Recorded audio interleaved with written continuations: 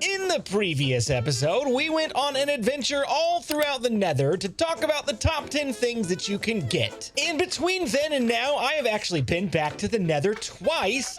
And would you believe it if I told you that I've survived every time so far? If you don't believe me, you have good reason, but it's true. But I'm not gonna test my luck because I keep jumping into the fire. And one of the things that can help me stay alive with a little bit more certainty in the Nether happens to be the topic we're gonna talk about today. So today on the Bedrock Guide, we're gonna talk about the most common potions that you're gonna need in any everyday situation in your Minecraft survival world. Okay, I'm done getting knocked around by the magma cubes. Let's get out of here. I'll let you guys in on a little secret. I actually have been in the Nether far longer than I intended to be. My Minecraft server required an update before I could actually play on it again, and in the process, I accidentally deleted the world. Thankfully, I've got backups, but unfortunately, the latest backup I had of the world basically erased 3 hours of progress I made on a live stream to gather up all the resources we need for today, so I just finished gathering them again for the second time. I'm kind of done with the Nether for a while, but let's get going on the topic for today of potions. I've got 1 blaze rod and 3 cobblestone, and I'm gonna take that and put it into a crafting table just like this, and that will give me a brewing stand. You can place a brewing stand pretty much anywhere in the world. If you try to put it over something like carpet, it's just gonna hover in the air and look kind of strange. You can also put it on trapdoors, which I may end up doing that. And we're actually going to put it somewhere here in the basement. And if you remember back to the episode where we worked on this storage room, I left a little bit of space behind the wall over here, which I have since ripped out. And you might have forgotten as well, way up there, I've got a tower that hasn't been used yet. So I think today might be the day, but I'm just going to cover it back up for now until we get to it. In addition to a brewing stand, you also need some of this stuff. This is nether wart. You can find nether wart in a nether fortress. And if you want to know more specifically about where to find it in the nether fortress, go back and watch my previous episode on the nether, because we did talk about this one item in particular. But what you need to know about it for today is it is required for brewing potions. You can get more nether wart without going back to the nether by growing it on soul sand. You just have to let it develop through the entire growth cycle, and then once it's fully grown, grab your fortune tool and you should get multiple pieces of nether wart. This is just going to be a temporary farm, so I'm actually going to go ahead and tear it out for now to make room for where we're going to be brewing.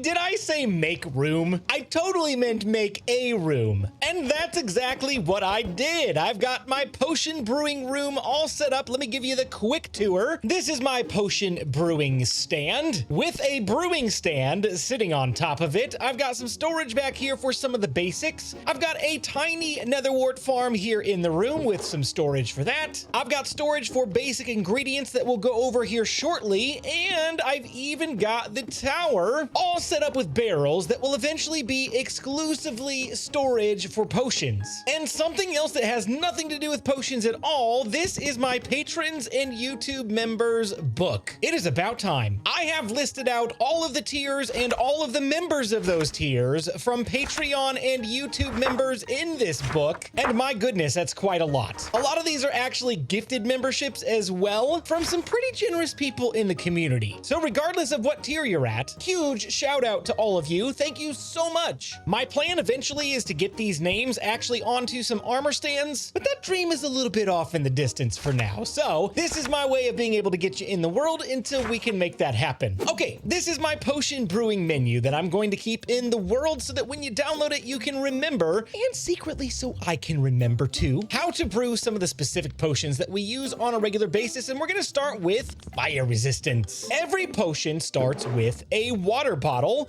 or 3, because a potion brewing stand can accept 3 water bottles, and almost every potion requires nether wart for the base. And we can put that right here in the top, but you might notice nothing is happening yet, and we do have this extra slot over here. That is where we are going to place some blaze powder crafted from blaze rods. And as soon as I put the blaze powder in the brewing stand, you'll see that it starts doing its magic. When you combine nether wart with 3 water bottles like this, or 1 or 2, depending on how many you want to brew up. But just for efficiency, it's smart to do 3, and that will give you an awkward potion, which is pretty awkward because it doesn't do anything. Well, that's not exactly true. What it does is give you the base for whatever you need next in your potion, and for fire resistance, we need an awkward potion with magma cream. And I'm only gonna use 1 of these for now, and when it has finished brewing, I will have 3 potions of fire resistance, and each one of these, you can see on the description there, lasts for 3 minutes. So if I drink all 3 of these potions, it's going to give me 9 minutes of fire resistance, but just keep in mind that number does not stack. So don't drink them all at once, drink them 1 at a time. And when 1 runs out, go ahead and drink another. Normally, if I were to go light something on fire and then stand in it,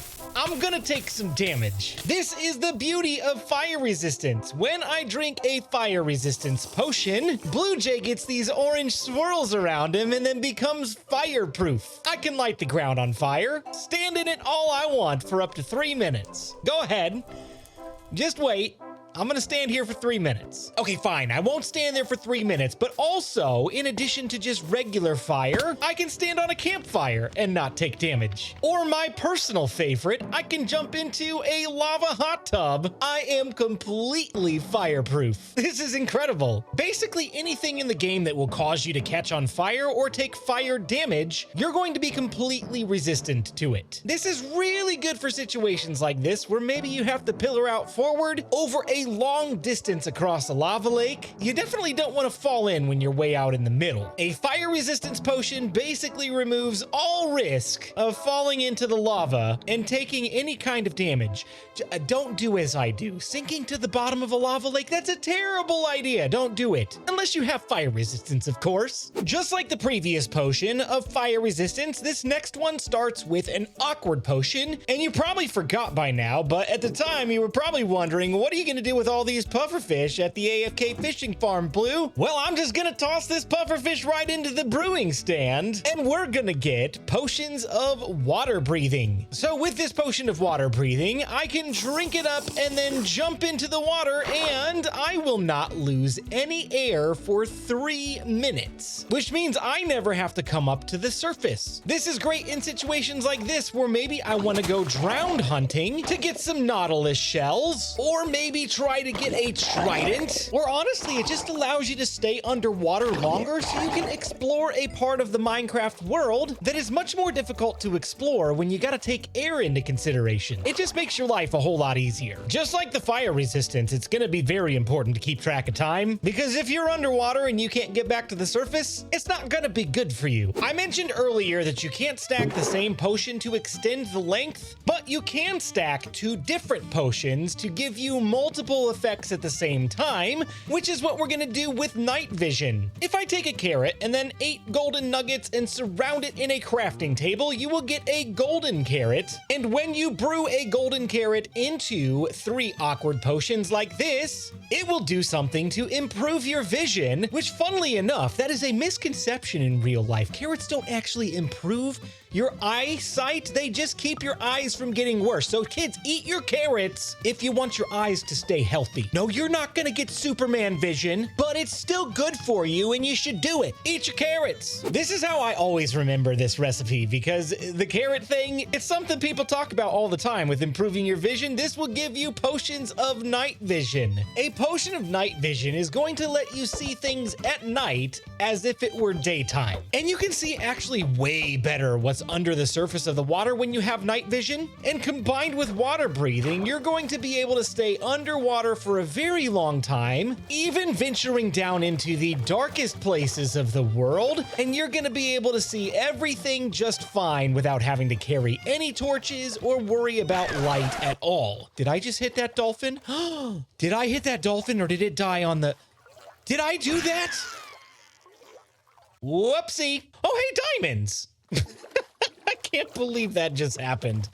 Oh my. There are some times in life where you just need a little bit of a pick-me-up. Maybe you're feeling a little bit under the weather and you need to just grab some of that cherry-flavored Tylenol. That brings us to the potion of healing. So the same way that we crafted a golden carrot, we're going to do the same thing with a melon to get a glycering melon. And when we toss the glycering melon into the potion brewing stand, I don't really have any anecdotes or anything like that for watermelon, because I don't really like it in real life. So you guys tell me, is watermelon healthy for something? Does it give you super hearing? I have no idea. But in Minecraft, you'll get 3 potions of instant health. If you happen to be in a fist fight with a spider and you start taking some damage, I think my armor's too good for this.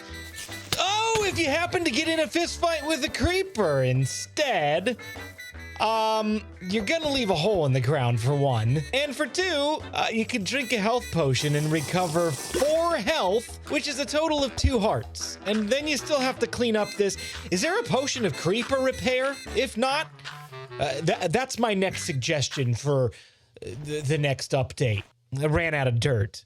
So those are 4 potions that are pretty useful in relatively common situations. And this last one is actually still pretty useful, but I'm not sure how useful it's going to be going forward, considering that Minecraft is about to make a ton of changes to villagers. But before we get into that, I am crafting a fermented spider eye out of a spider eye, sugar, and a brown mushroom. You can actually put this anywhere in the crafting table that you want. That's not the case with most recipes, but this is kind of nice for something like this. You never have to remember where it goes, just remember what goes into it. And you might notice as well, I just brewed awkward potions. I'm gonna throw these out. Earlier in the episode, I did say that most potions require a base of an awkward potion to get to the final result. This potion is the exception. Did I forget that when I put the awkward potion into the brewing stand? Yep, I sure did. All you need to do is grab 3 water bottles, toss them into the brewing stand, and then put the fermented spider eye directly into the water. And when that has finished brewing, we will be left with 3 potions of weakness. Why is there rain coming through my ceiling? That is weird.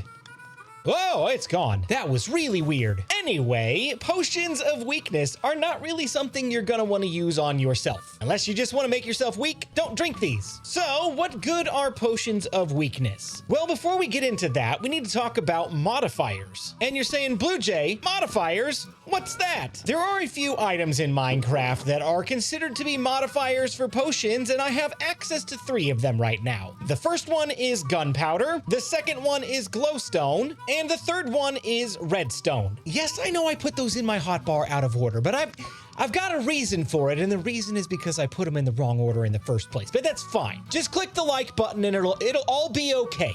I promise. Earlier, I told you that this fire resistance potion had a timer of 3 minutes. I can take that potion, or up to 3 of them, and put redstone into it. And when this has finished brewing, I will now have a fire resistance potion that lasts for 8 minutes. I don't ever see a reason you should not do this on fire resistance or water breathing potions, or even night vision. If you can extend the length of time that the potion lasts, it's a pretty good idea to do so. With glowstone, I can take something like this health potion that doesn't necessarily have a timer, and once I've finished brewing glowstone into this potion of instant health, I will get instant health too, which basically means this will restore more of my health than just a standard health potion. So redstone increases the duration, glowstone increases the effectiveness. What does gunpowder do? Well, this is where our potion of weakness comes in. If I take a potion of weakness and toss in some gunpowder, you will get a splash potion of weakness. You can see that the water bottle now looks a little bit different than it did before. And so rather than drinking this for yourself, you can actually throw it at somebody like the audience member and give them potions of weakness. Isn't that a great idea? But don't worry, it only lasts like a minute and a half. You're gonna be fine. Potions of weakness are interesting because they don't affect things like passive mobs. Passive mobs include chickens and horses and sheep and cows. And they also don't affect the Wither or the Ender Dragon, which we haven't gotten to yet, but we will in due time. But to put it simply, a potion of weakness, when thrown at a hostile mob, will reduce the amount of melee damage that they can deal out. So a potion of weakness weakness combined with some really great armor, this guy's gonna take a while before he does any real significant damage to me. You're trying your hardest, buddy. I know. Just take a nap. Where most of the use comes in with potions of weakness these days is with zombified villagers. If you happen to find a zombified villager in your world, you may want to try and trap it, but I'm not going to for today because that's something I'm going to cover in the very next episode. But just for basic knowledge, if you happen to have a potion of weakness, you can throw it at a zombified villager until they get the weakness effect. And once they have the weakness effect, you can feed it a golden apple, and that will heal the zombified villager into a regular villager. More details about that in the next episode, but just for now, know that it's very useful. He's gonna come knock down my door. I'm sorry, buddy. It had to be done. So what happens if you have a potion effect and you no longer want it, but don't want to wait on the timer to run out? Let's say you're going on a quick trip underwater and you drink a water-breathing potion. And once you're done with your trip, you get to the surface and you're like, I don't really need the water-breathing potion effect anymore, and I want to get rid of all of these swirls. All you gotta do is grab a bucket of milk from a cow, drink it right up, and it will clear any and every potion effect that you have on you. You're not necessarily going to use this all of the time, but sometimes it's really good, especially in situations where maybe you're in the nether and you're fighting a wither skeleton and you get the withering effect. A bucket of milk will clear that right up and hopefully keep you surviving a little bit longer. The last thing I want you to know about potions today is that the 5 that we covered on this board are not actually the only 5 in the game. There are 15 potions that you can brew, and I would encourage you to explore what those are on your own, as these are the most common ones that I have found that I use the most often. I would absolutely love to hear your suggestions or feedback in the comments if there are other potions that you use and what circumstances you use them in. But hey, that's gonna do it for today. Thank you so much for watching. If you did enjoy, don't forget to leave a like on the video, and if you're new, subscribe so you don't miss out on a thing. And hey, don't go anywhere. There's more Bedrock Guide content on the way.